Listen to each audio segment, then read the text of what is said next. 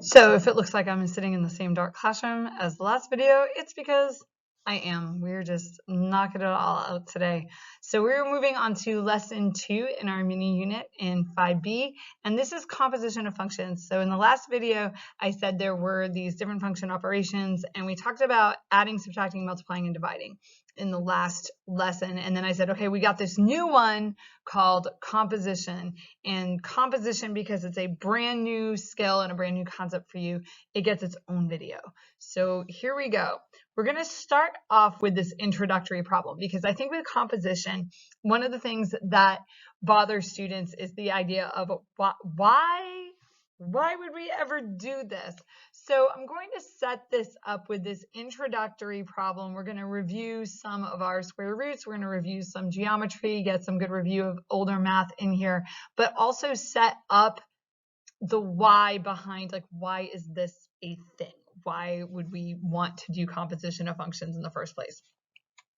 So suppose we have an oil tanker and it has a spill and oil is leaking into the ocean around the tanker. So the tanker has had some kind of accident and it is leaking oil. The shape of the spill is approximated by a circle. And we do that in science and in engineering because we know that it's not going to be this perfect circle, because maybe the tanker is floating there or moving, or there's currents in the water and such, but it's going to be close enough to a circle that we can use that as our estimate. So you picture you got the tanker and the oil is starting to spill out. Now, obviously, we want to stop the spill. We want to estimate what kind of damage we might have done. And we need to have information about, like, how fast is this spill growing? How much time do we have? How urgent is this? What are our solutions that we might be able to pursue?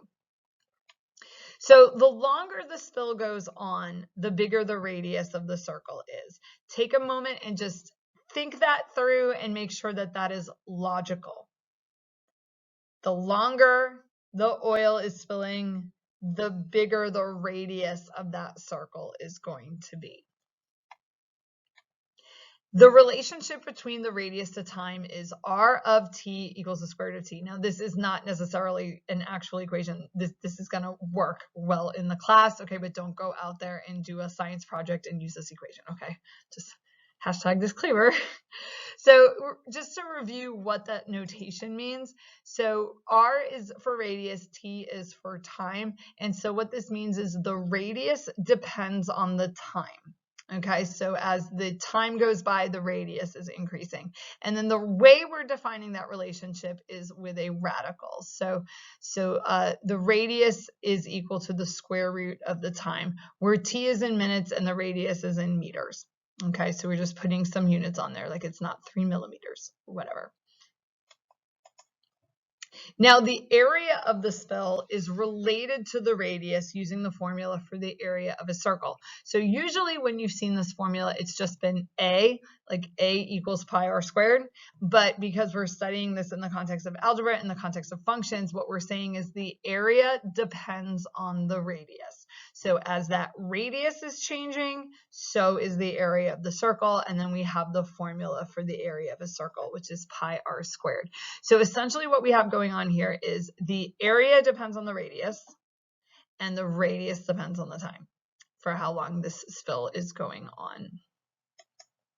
So I'm going to let you pause the video here and just think, what is the area of the spill after 4 minutes? So pause the video, and in your notebooks, I'm getting a phone call. In your notebooks, work that out and find out what the area of the spill would be.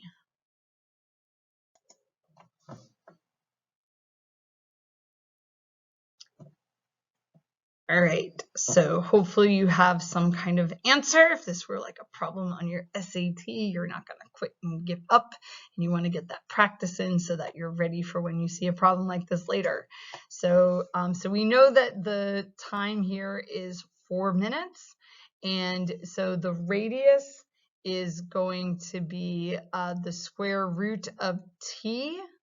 So in this case, that'll be the square root of 4. So the radius is 2 meters after 4 minutes.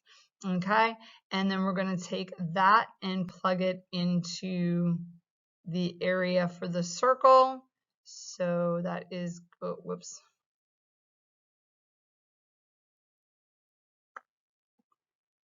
So we have a 2, so that's going to plug in over here. So we're going to have 2 squared, which is 4 pi. Now a mathematician likes 4 pi. An engineer is going to be like, no, like we don't want 4 pi. That's not a useful number. So I'm going to come over here and multiply that out, and we get about 12 we'll say about 12.6 square meters. So that got a little bit crowded there. Okay, and so just take a moment and like think about how we go about doing this. So we know the time, so we have to use the time to find the radius, and then use the radius to find the area. Right. Now, let's reflect on this problem a little bit. So we want to kind of figure out like what's happening here, and trust me, this is going to set us up to understand the why behind the composition. How many separate calculations did you have to do in order to get the final answer? So when we do this in class, like hopefully students will answer the question, but when you look at that, we actually had to do 2 separate calculations, okay? So we had to find the radius, and then we had to take the radius and we had to use the radius to find the area. So we had these 2 separate calculations that we were doing. If you had to repeat the process for t equals 9 minutes, how many new calculations would you have to do? And that's not intended to be a trick question there. You would have to do 2 new calculations. Okay, because now you have a new value for time, so you would have to find your new radius, and then you would take your new radius and find your new area. Okay, so you would have to do 2 new calculations. Now, in a similar real-life situation, you would likely need to know the area after many different possible times, because maybe you have different ways of cleaning up an oil spill, but you need to know how quickly this area is growing to know the best possible way to treat the area, to handle the situation with the oil tanker. You need to know not just the area after 4 minutes or 9 minutes or 10 minutes or whatever. You need to know the area after many, many different possible times. Each time you would need to do 2 calculations, okay? And that's the driving part of this problem here. So every single time you wanted to find the area for a new time, you're going to have to go through that chain of calculations to get there. We would be interested in a way to reduce the number of calculations needed. So if we can find a way to go from having to do 2 calculations to just having to do 1 calculation, that would be advantageous, because that's going to literally cut in half the amount of calculating that we need to do. Okay, that gets into the why of composition. We're interested in composition because composition is going to give us a way to do essentially both calculations at once. So enter our star for today, composition of functions. So this is our new operation, and we kind of got a sneak peek at it in the last lesson. Composition is essentially this. Composition is plugging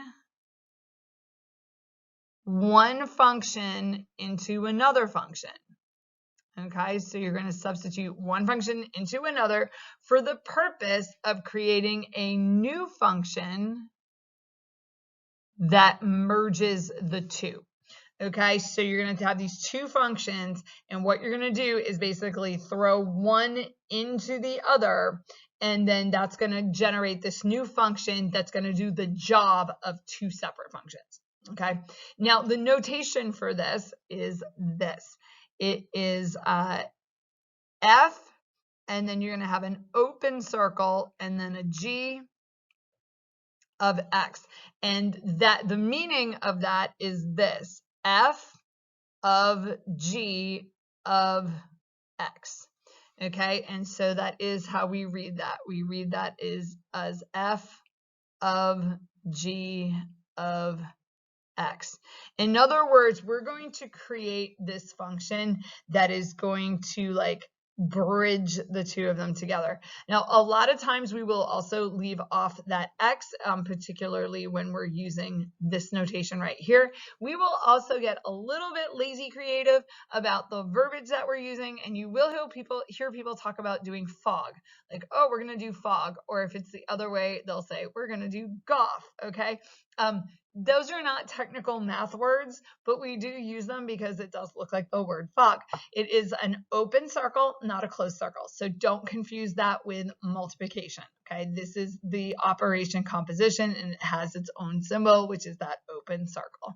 So what we're going to be working on is plugging one function into another. Before I leave this slide, though, I do want you to know, regardless of the notation, and we will use both notations, okay? Regardless of the notation, whichever letter comes first in both notations. Whichever function or letter comes second in both notations. So once you know the strategy for one notation, it's going to work for other notations as well. So here's the strategy. So I have a strategy over there. Now, as with the other operations on functions, you do have to be given the functions that you're going to use to demonstrate that you know how to do this. So for this example problem, we're going to use f of x is equal to x squared plus 3x, and we're going to use g of x is equal to 2x plus 1, and we're going to find fog. Now, that little composition symbol, that is the only symbol that I have in the program that I'm typing in. It is a little too high, okay? So it is a little too high. Now, here's our strategy, and I'll try to color code this like I usually do when I can. So for step number 1, I want you to write the first function down. So by first function, I mean whatever function is listed first. So if the first letter that's listed is f, what you're going to do is write down function f. Okay? If the first letter that's listed is G, you're going to write down function G. You are not going to write them side by side. You're not going to write one and then another and then put a little composition symbol between them. Nope, nope, nope. Just write down the first function. Now what you're going to do is plug the second function in for all the variables. Okay, so everywhere you have a variable, you're going to plug in that second function, which in this case is G. So we're going to take function G, and we're going to plug it in for that x, and we're going to plug it in for that x. So what we're going to have is 2x plus 1 all squared plus 3 times 2x plus 1. So basically, everywhere that we had an x has now become a 2x plus 1. And then the third step is simplify. So if you can make it this far, you have technically done the composition. Okay, the composition is the plugging of one function into another. The problem is this is really messy. And so the rest of it is simplification. If you can get this far on like a test, you're probably going to get most of the points because you know what composition is, you know how to perform it. And then the simplification is a little bit different. To simplify this, we do need to have your lights go on again. We need to do 2x plus 1 times 2x plus 1. So that's going to give us 4x squared, 2x, and 1. So that first part right here, 2x plus 1 squared is 2x plus 1 times 2x plus 1. That is going to be 4x squared plus 4x plus 1. And then over here, we're just going to distribute. So that'll be 6x plus 3. And then we're going to combine our like terms. So we will have 4x squared. And then we have 4x plus 6x, which is going to give us 10x. And then we're going to have 1 plus 3, which is going to give us 4. And that's my composition. Okay, that's about as hard as we get in Algebra 2 for composition. Sometimes you can have a couple of things that might be a little bit messier, but if you followed that okay, then that's about as hard as it gets. There's nothing else that we're going to cover in the lesson that's longer or more complicated than that. So hopefully you're good to go. As always with the video, if you need to rewind it and just go through that process again, especially if I launched into this, I kind of launched over here pretty quickly. And so you might need to kind of re-go through why we're squaring that Okay, and you do want to keep that multiplication off to the side. That is scratch work. Okay, that is scratch work there. All right, now, question, is it commutative? In other words, if I do fog, f of g of x, is that the same as g of f of x, sometimes known as goth? Okay, is that going to be the same? So that's the question. That's what it means to be commutative, is that does it matter what order you do it in? So like multiplication is commutative. Okay, it's the same either way. Adding is commutative. But subtracting is not commutative. If you do 2 minus 4, that is not the same as 4 minus 2, because one of them is going to be negative and the other one won't be. So what we're interested in here is composition commutative? Will I get the same thing if I do it in the other direction? So remember the steps. Whatever the first function is, you're going to list that first. So in this case, it's g. So we're going to start by doing just 2x plus 1. Then we're going to take our second function, which in this case is f, and we're going to plug that in everywhere we have an x, which in this problem is much nicer than it was before. So we're going to plug in x squared plus 3x right there. I swapped colors there. I did not mean to. My blues don't match. Okay, and then my third step is to simplify. So at this point, the composition is done. So we're just going to go ahead and simplify. This is just some distribution. So this will be 2x squared plus 6x, and then make sure you bring down the plus 1. And we're done. And that actually happens a lot with composition, where one of the directions where you're doing the composition is much messier and a lot more work than the other direction, which is kind of nice. So you hope like on the test, like please give us the nice one.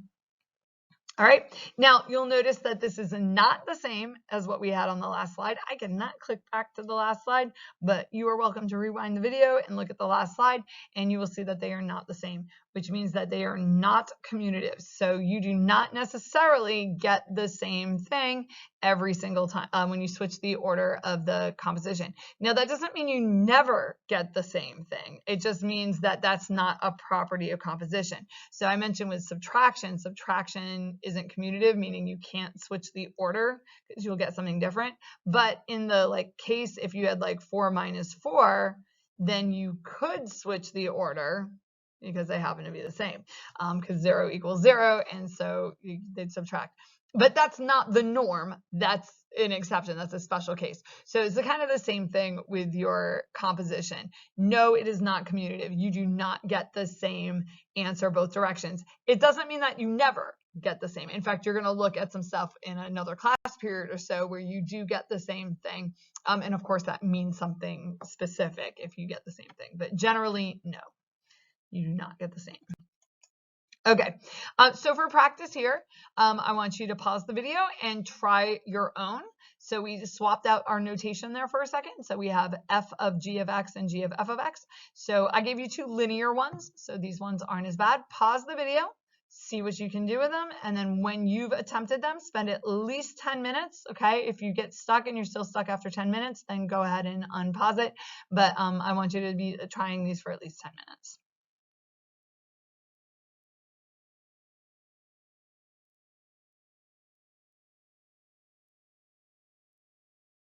Okay, so hopefully you did that. So for our f of g of x, okay, so we have the different notation, but the first letter is the first letter. So it starts with f, so we're going to start by writing down function f, whatever that first letter is. And then we're going to take our second letter, our second function, and that is going to get plugged in everywhere that we had an f. So, or an f, an x. We're going to have negative 2x plus 4. And you'll notice on these that I'm changing the color. Okay, so what I'm doing there is I'm trying to draw your attention to what that substitution is. So that's an intentional use of the color there. So I'm saying, okay, we're going to take this circled in the red and it's going to go for the x, and then you can see it in the next line. Okay, I'm showing that that's what happened to the x. So now we have negative 2x plus 4 there. And now I'll switch back to the same color.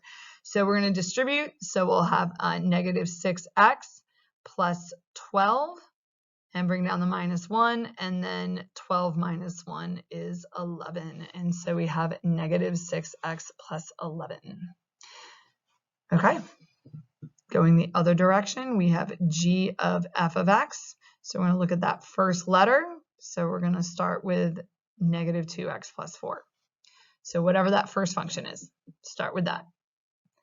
And then we are going to take our second function, which in this case is f, and we're going to plug that in for x. So again, an intentional use of color here. So instead of that x, we're going to have 3x minus 1, and then we'll have our plus 4. And then just distributing this, so we're going to have negative 6x plus 2, and then plus 4, and 2 plus 4 is 6.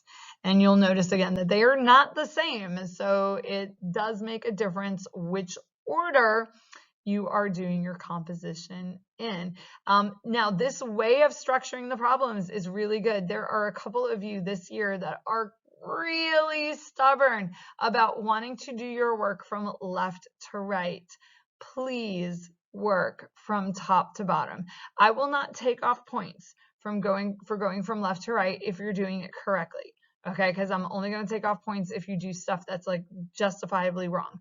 But I am saying that this is so much easier to visualize that substitution and to follow the work from one line to the next when you can just look right above it. Physically on the page puts the steps closer to each other so that you're able to see it better. All right. So you can also do this from a table. These are actually like maybe easier. I don't know. Easier is a relative term, but students do have a hard time with them. So this is the same table that we had from the last lesson. So you'll see we have f of g of negative 1. Now you'll notice the notation on this is all that like second kind of notation. And that's because this would be really, really, I don't know, it's not really awkward, but it is kind of awkward to see the other notation. It wouldn't change anything about it. But so if you look at this, we have f of g of negative 1. So what we're going to do is, if I can get my highlighter turned on here, I'm going to start by just doing g of negative 1. Okay, so g, oh, well, that's my highlighter, g of negative 1, if I come over here, remember negative 1 is the x, and I'm looking for g, so g of negative 1 is 1. Okay, so essentially what that is f of 1. Why is it f of 1? Because g of negative 1 is 1. That's why. And so now we're looking for f of 1. So we're going to look up here. X is 1. Oh, that is negative 1. Okay, so f of g of negative 1 is negative 1. Next one is g of f of 1. And so what we want to know is what is f of 1. Now, I just did that. Okay, so I just did f of 1, but the x is 1. So we look at f of 1, and that is negative 1. So f of negative 1 is, or f of 1 is negative 1. So this is really just g of negative 1 because f of 1 is negative 1. And so now we're going to be looking at the negative 1 here, and negative 1, that is 1. Those are like, oh, I clicked on the wrong color. Too bad. Okay, so for a practice, do g of f of 0. Okay, g of f of 0, and see what you get.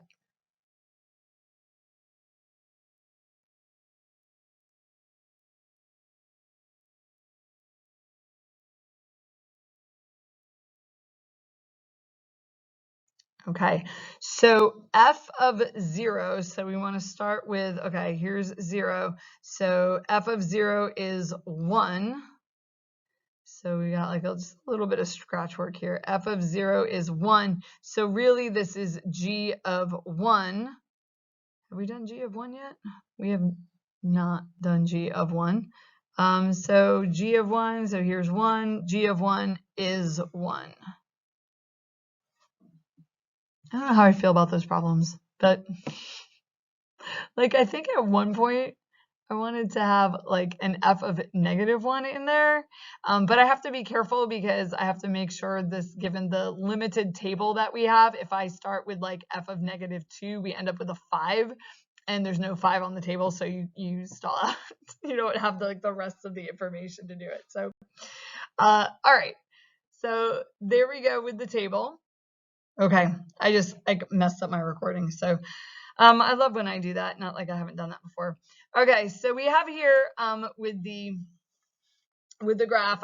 So you can also see graphs and maps. They all work the same way. Now, what might help with this is off to the side here. If you remember that this is f of g of 1, it just might help to see that notation in here, like the g of 1. So remember that tells you your x value. And so my red function is my g function, and we're looking for x is equal to 1, which is going to be right here. If you're looking at the graph, it's going to be right there. And now I have to go up on the y-axis or up vertically until I find the function, which puts me right here. Okay. And so that appears to be a 3. So g of 1 is 3. And I was right, this is not going to work because now we need f of 3, and I can't get it because it's over here somewhere. So it's up there. That'll teach me to stay after work really long and try to make up problems. What you would do is go over here to find the 3, and then go find the blue graph, which is going to be way higher than this. I don't know if we've got the equation. Like I could probably click over to Desmos and see what the equation is, but it's going to be some very large number. Okay, by the time we get over here to f of 3, it's going to be quite a ways up there. I'm half toying with like maybe I should do this one as another example and spare you the practice, but we'll make it optional if you're watching the video from home, or like if you're or as a retake or makeup or whatever. If you want to pause the video, go ahead, pause the video, see if the next one works. I believe the next one works, but I'll just go ahead and do it. So pause the video if you want to. So this is going to be g of f of 0. So we need to start by finding f of 0, which is convenient. So f of 0 is 0 because we have the point 0, 0 there. So f of 0 is 0. So essentially what we want is g of 0. So my x is 0, and then g would come up here, and we would be at 1. So that one works okay. The other one, I don't know what I was thinking. I really don't. But it works the same way there. All right, now I have to stop my video and move to the next slide. Okay. All right, making faces there. So last little piece of this lesson is a return to the intro problem. Like, let's go back to our oil tanker problem. So now that we've talked about what composition is, and we've gone over how you can do it and what it looks like with some different forms. Again, why? Why are we doing this? So what we really want in the oil tanker problem is a way to go straight from the time to the area without having to do that middle calculation with the radius. We don't want to have to do, okay, here's the time, now I'm going to find the radius, now I have to plug it into another equation. So what we need is a of r of t. What we need to do is plug in the radius function into the area function, and we need to do a composition. So what that would look like, we're doing a of r of t. So we're going to start by writing down that first function, which is pi r squared, and then we're going to take the second function and plug it in for r. I don't like how I did that. There we go. And plug it in for r. So we are going to have pi, and then instead of r squared, we're going to have the square root of t squared. Oh, it's like pretty handy that we've just done some units on radicals. If you take a square root and you square it, that will undo each other and you will be left with just the t. And so our composed function is area as a function of time is equal to pi times the time. And what we've done now is we've actually merged those two functions together into one function that is going to allow us to go straight from time to get that area. I almost deleted my whole video. I'm really glad I didn't. Okay, so this is the last slide. So now suppose you needed to find the area for 9 minutes. Now you have this one function and you can just go straight in and plug that in. So you would get pi times 9, which is something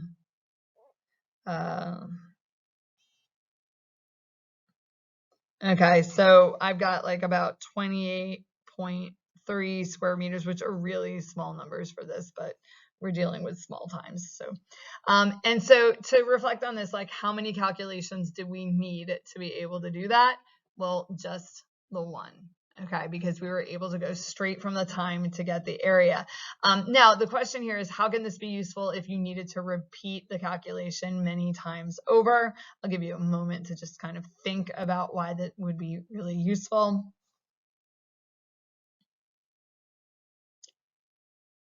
And essentially what it does is it cuts the number of calculations in half.